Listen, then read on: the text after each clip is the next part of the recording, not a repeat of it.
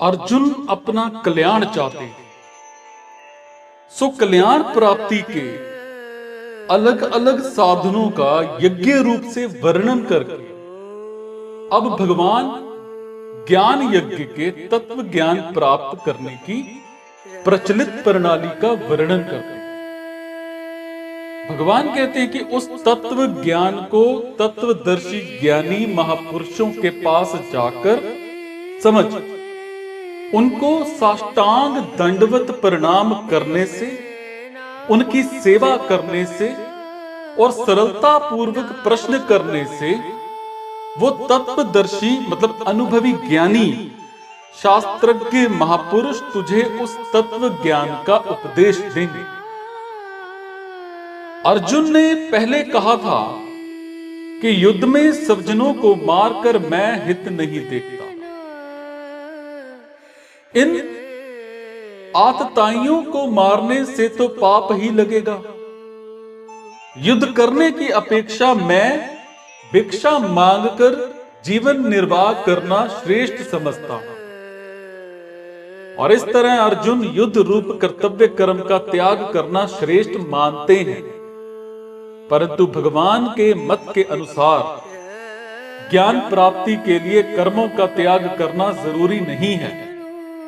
इसलिए यहां भगवान अर्जुन से मानो ये कह रहे हैं कि अगर तू कर्मों का स्वरूप से त्याग करके ज्ञान प्राप्ति करने को ही श्रेष्ठ मानता है, तो तू किसी तत्वदर्शी ज्ञानी महापुरुष के पास ही जाकर विधि पूर्वक ज्ञान को प्राप्त कर। मैं तुझे ऐसा उपदेश दूंगा। और रियलिटी में यहां भगवान का मतलब अर्जुन को ज्ञानी महापुरुष के पास भेजने का नहीं, हालांकि उन्हें चेताने का प्रतीत होता है। जैसे कोई महापुरुष किसी को उसके कल्याण की बात कह रहा है, पर श्रद्धा की कमी के कारण सुनने वाले को वो बात नहीं जचती, तो वो महापुरुष उसे कह देता है कि तू किसी दूसरे महापुरुष के पास जाकर अपने कल्याण का उपाय पूछ। ऐसे ही भगवान मानो ये कह रहे हैं कि अगर तुझे मेरी बात नहीं जचती तो तू किसी ज्ञानी महापुरुष के पास जाकर प्रचलित प्रणाली से ज्ञान प्राप्त कर।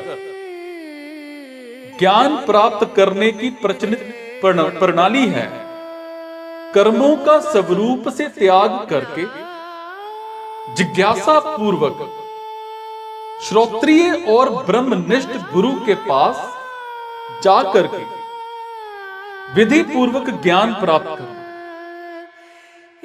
अब आगे चलकर भगवान ने कहा कि यही तत्व ज्ञान तुझे अपना कर्तव्य कर्म करते करते कर्म योग सिद्ध होते ही दूसरे किसी साधन के बिना खुद अपने आप में प्राप्त हो जाएगा। उसके लिए किसी दूसरे के पास जाने की जरूरत नहीं है।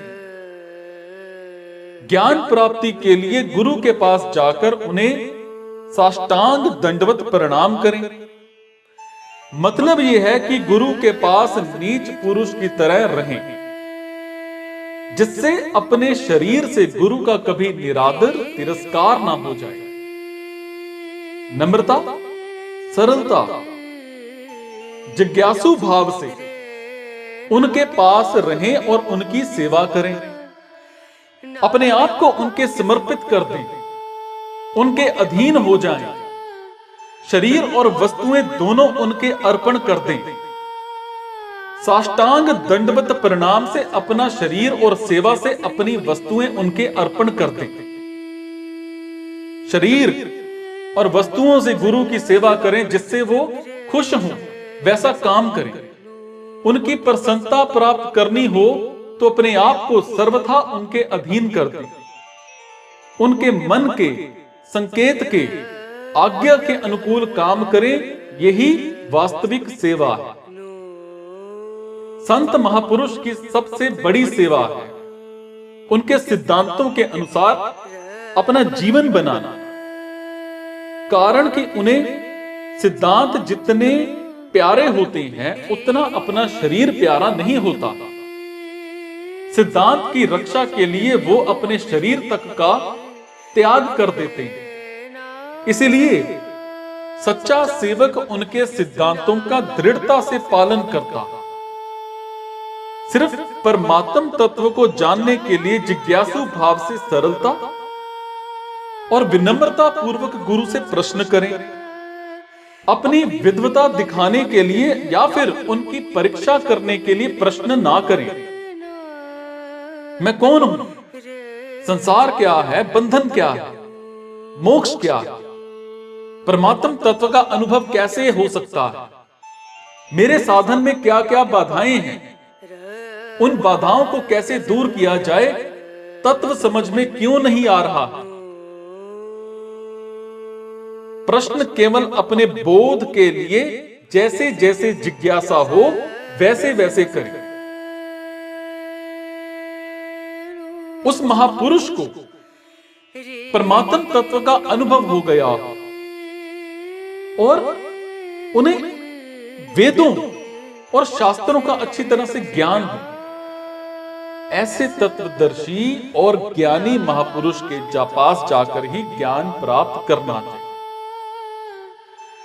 अपने अंदर की शुद्धि के अनुसार ज्ञान के अधिकारी 3 प्रकार के होते हैं: उत्तम, मध्यम और कनिष्ठ। उत्तम अधिकारी को श्रवण मात्र से तत्व ज्ञान हो जाता है।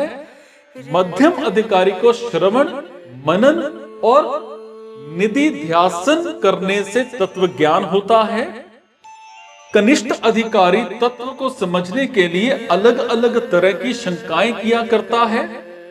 उन शंकाओं का समाधान करने के लिए वेदों और शास्त्रों का ठीक ठीक ज्ञान होना जरूरी है, क्योंकि वहां सिर्फ युक्तियों से तत्व को समझाया नहीं जा सकता।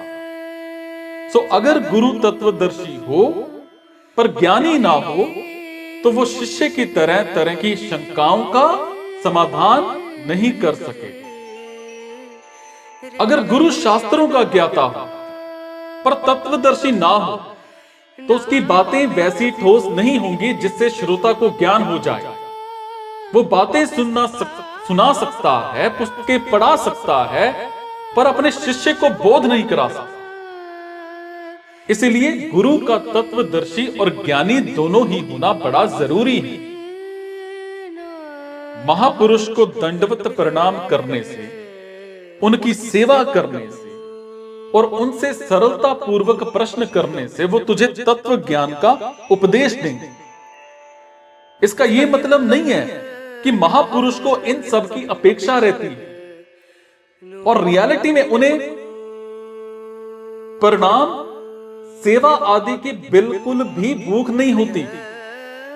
ये सब कहने का भाव है कि जब साधक इस प्रकार जिज्ञासा करता है और सरलता पूर्वक महापुरुष के पास जाकर रहता है, तब उस महापुरुष के अंतःकरण में उसके प्रति विशेष भाव पैदा होते हैं, जिससे साधक को बहुत लाभ होता है।